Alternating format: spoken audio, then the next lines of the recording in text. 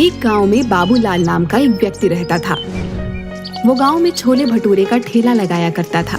बाबूलाल बहुत दयालु व्यक्ति था और उसके छोले भटूरे काफी लोकप्रिय भी थे। बाबूलाल गरीबों को मुफ्त में ही छोले भटूरे खिलाता था। बाबूलाल की पत्नी निर्मला हर बार की तरह आज भी शाम को बाबूलाल से झगड़ा कर रही थी। अजी, मैं आपको समझा समझा कर तंग आ चुकी हूँ, लेकिन आप हो कि मेरी बात एक भी नहीं सुनते। आधे से ज्यादा तो छोले भटूरे तो आप मुफ्त में बांट देते हो। अगर ऐसा ही हाल रहा तो वो दिन दूर नहीं कि जब हमें कटोरा लेकर घर घर जाकर भीख मांगना पड़ेगा। मैंने तुमसे कितनी बार कहा है अनीता, रोज रोज मुझसे झगड़ा मत किया करो। तभी बाबूलाल के घर पर उसका दोस्त गज्जू अपनी पत्नी आशा के साथ आ गया। अरे बाबूलाल भाई, कैसे हो? सुना है कल मोहनलाल तुमसे बड़ी अकड़ में बात कर रहा था। बोल रहा था कि तुमने उसे 1 महीने से पैसे नहीं दिए। अगर कुछ दिनों में तुमने उसके पैसे नहीं चुकाए तो वो तुम्हारा ठेला भी जब्त कर लेगा और मारेगा अलग से। भाई साहब, आप तो इनके दोस्त हैं, आप ही क्यों नहीं समझाते इन्हें कुछ? मैं तो समझा समझा कर तंग आ चुकी हूँ। अरे भाभी, मैं इस बेवकूफ को कई बार समझा चुका हूँ, लेकिन इसके सर पर लोगों की मदद करने का भूत चढ़ा हुआ है। कहीं किसी दिन ऐसा ना हो जाए कि इसे मदद की जरूरत ना पड़ जाए। गज्जू की बात सुनकर उसकी पत्नी आशा हंसती हुई बोली, अरे वो सब छोड़ो, ये देखो निर्मला, मेरा सोने का हार कल ही इन्होंने सुनार से बनवा कर दिया है। ये तो बहुत महंगा वाला हार लगता है। अरे महंगा वाला क्यों नहीं होगा, पूरे 5 तोले का है। निर्मला आशा के हार को हाथ लगाकर देखने लगी। तभी अचानक आशा पीछे हट गई। बुरा मत मानना निर्मला, कल ही खरीदा है और तुम्हारे हाथ भी गंदे हैं। तुम्हारे हाथ लगाने से कहीं ये काला ना हो जाए। अच्छा, मैं तुम्हें यही हार दिखाने के लिए यहाँ पर आई थी। अब हम चलते हैं। आशा और गुज्जू वहाँ से चले गए और निर्मला गुस्से में सोने चली गई। अगले दिन बाबूलाल अपने छोले भटूरे का ठेला लेकर बाजार में चला गया।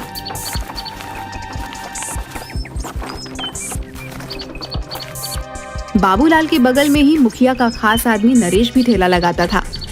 नरेश बाबूलाल को देखकर गुस्से से बोला, क्या आज भी अपने छोले भटूरे मुफ्त में बांटेगा? नरेश भैया, मैं सिर्फ गरीबों से पैसे नहीं लेता। अबे बेवकूफ, छोले भटूरे कौन से यहाँ पर कार वाले खाने आते हैं? सब गरीबी खाने आते हैं। तेरी ये गरीबों को मुफ्त में खिलाने की आदत मुझे बर्बाद कर दे रही है। ये तो कोई बात नहीं हुई नरेश भैया। किसी गरीब को खाना खिलाना तो पुण्य का काम होता है। लगता है तू ऐसे नहीं मानेगा। तेरी मुखिया से शिकायत करनी पड़ेगी। इतना कहकर नरेश अपना ठेला लेकर मुखिया के पास चला गया।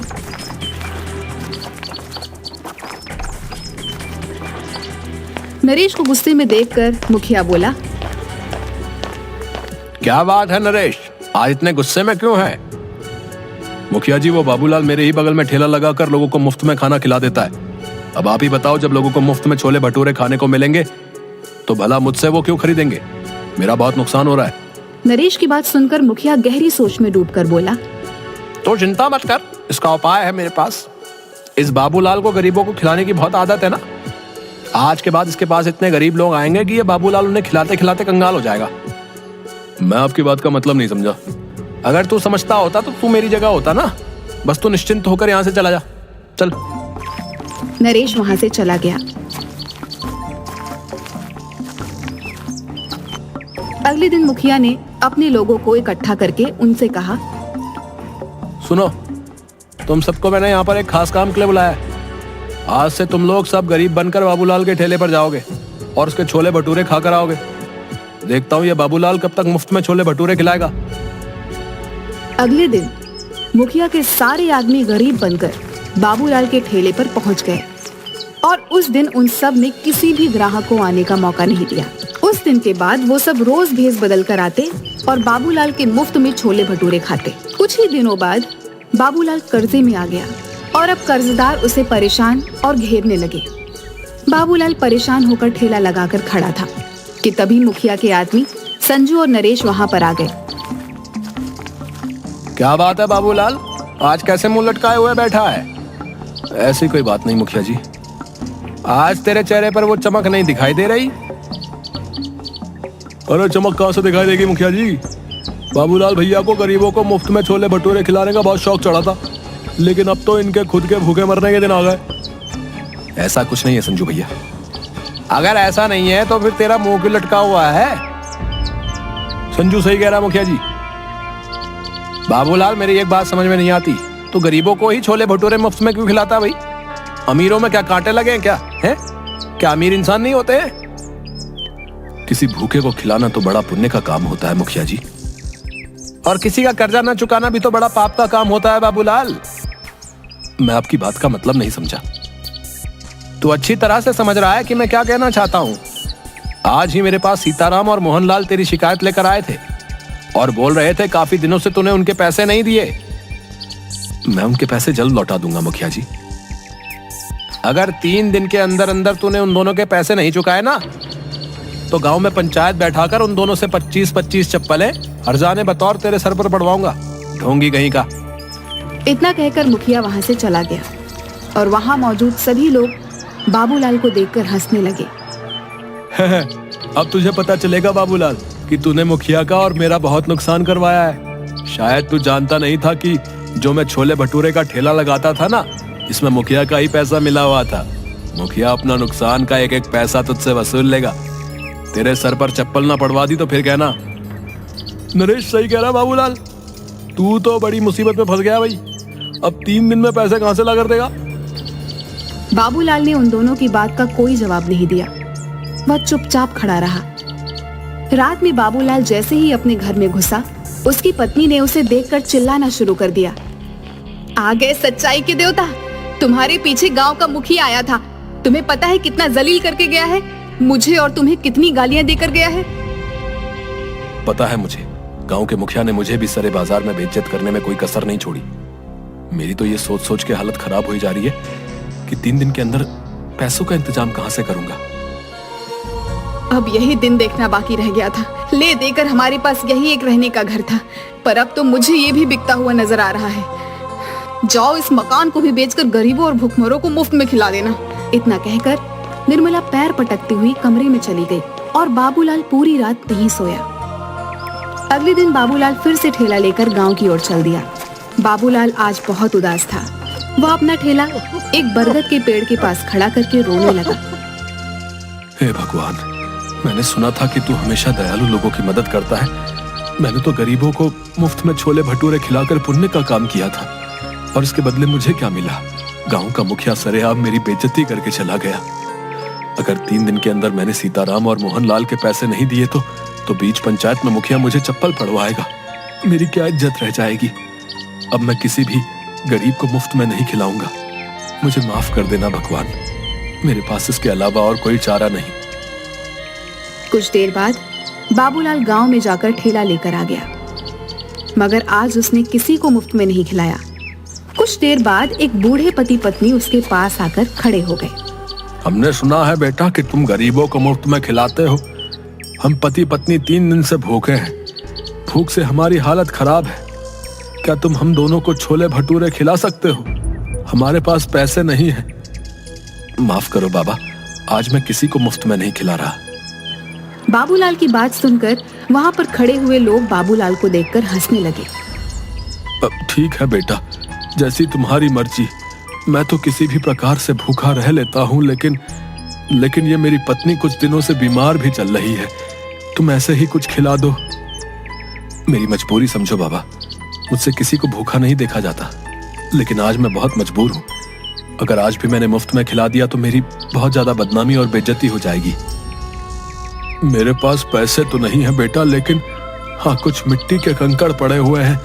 तुम उन मिट्टी के कंकड़ों के बदले मुझे और मेरी पत्नी को छोले भटूरे खिला सकते हो। बाबा, मैं भला मिट्टी के कंकड़ों का क्या करूंगा? मुझे पैसों की जरूरत है। गरीब की दी हुई कोई भी चीज बेकार नहीं होती बेटा। एक ना एक दिन वो काम जरूर आती है। उपहार समझ कर रख लेना। बाबूलाल को उस बुजुर्ग पर बहुत ज्यादा तरस आया। ठीक है बाबा, लाओ उन मिट्टी के कंकड़ों को तो मैं तुम्हारा आशीर्वाद समझ कर रख लेता हूँ। तुम दोनों जितना खा सकते हो उतना खा लो। उस बूढ़े ने एक पोटली बाबूलाल के हाथों में थमा दी।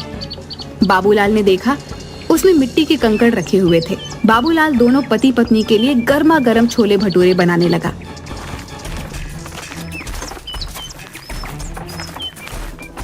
तभी वहां पर ठेला लगाकर खड़ा हुआ नरेश बाबूलाल से बोला, अरे इन मिट्टी के कंकड़ों से तू भला कैसे सीताराम और मोहनलाल का कर्जा चुकाएगा रे? बेवकूफ आदमी, इतनी बेइज्जती होने के बाद भी तेरी कुछ समझ में नहीं आया? नरेश, मेरी जिसे मर्जी चाहेगी मैं उसे मुफ्त में खिलाऊंगा। तू कौन होता है मुझे रोकने वाला? जाकर बोल देना अपने मुखिया को। मुखिया का चमचा कहीं का। 3 दिन बाद जब मुखिया उन दोनों से तेरे सर पर चप्पलें पड़वाएगा ना, उस दिन मैं तुझसे बात करूंगा। हाँ, मुझे भगवान पर पूरा विश्वास है, वो दिन कभी नहीं आएगा। इतना कहकर बाबूलाल फिर से छोले भटूरे बनाने लगा, मगर देखते ही देखते वह बूढ़े पति पत्नी बाबूलाल के सारे छोले भटूरे खा गए। बाबूलाल जरा सा चेहरा लिए उन्हें देखता रह गया। उसने देखा उसके ठेले पर अब कुछ भी नहीं बचा था। बाबूलाल चुपचाप अपने घर चला गया। क्या हुआ, आज दोपहर में ही कैसे चले आए? कहीं आज भी सारे छोले भटूरे कहीं बांट तो नहीं है? निर्मला, मुझसे इस वक्त बात मत करो। अरे तो फिर और किससे बात करूं? अपना सर दीवारों पर मारूं क्या? मेरी तो सोच सोच के हालत खराब होते जा रही है कि 2 दिन बाद क्या होगा। वैसे तुम कभी शाम से पहले घर नहीं आते, आज क्या हुआ? बाबूलाल ने अपनी पत्नी को सारी घटना बता दी। हे भगवान, इस आदमी का मैं क्या करूं? इसने तो बेवकूफीपन की सारी हदें पार कर दी। अरे उन दोनों को सारे छोले भटूरे खिलाने की क्या जरूरत थी? मुझे क्या पता नहीं था? मुझे लगा था कि वो 2 या 3 से ज्यादा नहीं खाएंगे, लेकिन उन्होंने तो देखते ही देखते सारा ठेला साफ कर दिया। लाओ, मुझे भी दिखाओ आखिर उन दोनों ने कौन सी मिट्टी के कंकड़ दे दिए हैं जिसके बदले तुम आज सारे छोले भटूरे उनमें लुटा कर आ गए। वहाँ पर खड़े लोग तुम्हारा मजाक गलत नहीं उड़ा रहे थे। भला कोई मिट्टी के कंकड़ के बदले छोले भटूरे खिलाता है क्या? मैंने उन मिट्टी के कंकड़ के बदले उन्हें छोले भटूरे नहीं खिलाया अनीता। उन दोनों के चेहरे से साफ लग रहा था कि वो कई दिन से भूखे हैं। लाओ दो मुझे, मैं भी तो देखूं उन गरीबों के उपहार में ऐसा क्या है। बाबूलाल ने उदास मन से वह पोटली अपनी पत्नी को दे दी और पोटली में कंकड़ देखकर निर्मला गुस्से से चीखते हुए बोली, हाय राम, अब इस कंकड़ का क्या करूं? लगता है तुम्हारी किस्मत में सीताराम और मोहनलाल के हाथों चप्पल खाना ही लिखा है। अब जो होगा देखा जाएगा निर्मला। अगर भगवान ने मेरी किस्मत में गांव वालों के सामने मेरी बेइज्जती ही लिखी है तो उसे कोई नहीं बदल सकता। बाबूलाल वहां से चला गया और 2 दिन बाद बाबूलाल पंचायत में सर झुकाए खड़ा था। क्यों रे बाबूलाल, पैसे लाया है? इंतजाम नहीं हो पाया मुखिया जी, कुछ दिन की मोहलत और दे देते। वो तो हम तुझे जरूर देंगे, मगर सीताराम और मोहनलाल के हाथों चप्पल तो खा ले। ऐसा मत कीजिए मुखिया जी, मेरी बेइज्जती हो जाएगी। मैं किसी को मुंह दिखाने के लायक नहीं रहूंगा। क्या हुआ, उस दिन तो बड़ा मुंह चला रहे थे, मार खाने की नौबत आई तो अब इज्जत की दुहाई दे रहे हो? मुखिया सीताराम और मोहनलाल की ओर देखकर बोला, देखते क्या हो, मारो इस दानवीर को चप्पलों से। बड़ा दानवीर बना फिरता है, मक्कार कहीं का। मुखिया की बात सुनकर मोहनलाल और सीताराम बाबूलाल को चप्पलों से मारने ही वाले थे कि तभी वहां पर बाबूलाल की पत्नी निर्मला आ गई। खबरदार, जो मेरे पति को किसी ने हाथ भी लगाया। क्यों रे बाबूलाल की पत्नी, तुझे पता नहीं तेरे पति ने दोनों से कर्जा लिया था? तेरी इतनी हिम्मत कि तू मुखिया के आदेश को चुनौती दे? मुखिया की बात सुनकर निर्मला ने मोहनलाल और सीताराम के पैसे मुखिया के मुंह पर मार दिए। ये लो, पकड़ो इन दोनों के पैसे। आइंदा मेरे पति के ऊपर आंख उठाकर भी नहीं देखना। तू ये पैसे कहाँ से लेकर आई? तुम्हें इससे मतलब? तुम्हें इनके सारे पैसे चाहिए थे ना, और इनके पैसे मैंने तुम्हारे मुंह पर मार दिए। बाबूलाल निर्मला के पास पैसे देखकर हैरान रह गया। बाबूलाल ने आहिस्ता से निर्मला से पूछा, निर्मला, तुम ये पैसे कहाँ से लेकर आई? घर चलो, मैं तुम्हें सब बताती हूँ। बाबूलाल निर्मला के साथ घर पर आकर बोला, अब बताओ भी निर्मला, तुम ये पैसे कहाँ से लेकर आई? आज जब तुम्हें मोहनलाल और सीताराम पकड़कर ले गए थे तो मैं फूट फूट कर रो रही थी।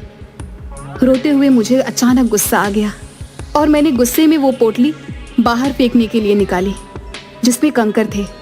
मगर जैसे ही उस पोटली में से कंकड़ फेंके तो उसमें से कंकड़ नहीं बल्कि बेशकीमती हीरे निकले। मैं तुरंत एक हीरा गिरवी रखकर पैसे ले आई और मुखिया के मुंह पर मार दिए। निर्मला की बात सुनकर बाबूलाल हैरान होकर बोला, लेकिन उसमें तो कंकड़ पत्थर थे। मैं भी हैरान रह गई थी। बहुत सोचने के बाद मुझे एहसास हुआ कि शायद वो दोनों बूढ़े पति पत्नी कोई मायावी लोग थे जो तुम्हारी मदद करने आए थे। निर्मला ने इतना कहा ही था कि तभी दरवाजे पर दस्तक हुई। निर्मला उन हीरों को देखने में खोई हुई थी। बाबूलाल ने जाकर दरवाजा खोल दिया। दरवाजे के बाहर वही बूढ़े पति पत्नी थे जो बाबूलाल की ओर देखकर मुस्कुरा रहे थे। आप दोनों कौन हैं? हम दोनों देव हैं। 2 दिन पहले तुम जिस बरगद के पेड़ के नीचे खड़े होकर भगवान से बातें कर रहे थे, हम दोनों तुम्हारी बातें सुन रहे थे।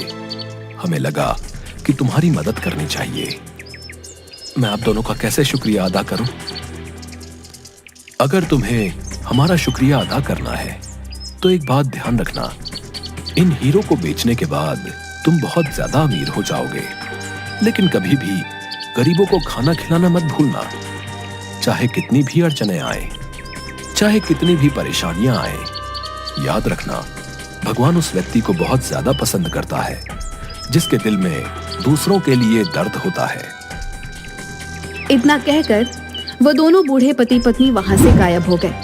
उस दिन के बाद बाबूलाल देखते ही देखते बेहद अमीर हो गया, लेकिन वो आज भी गरीबों को मुफ्त में छोले भटूरे खिलाता है।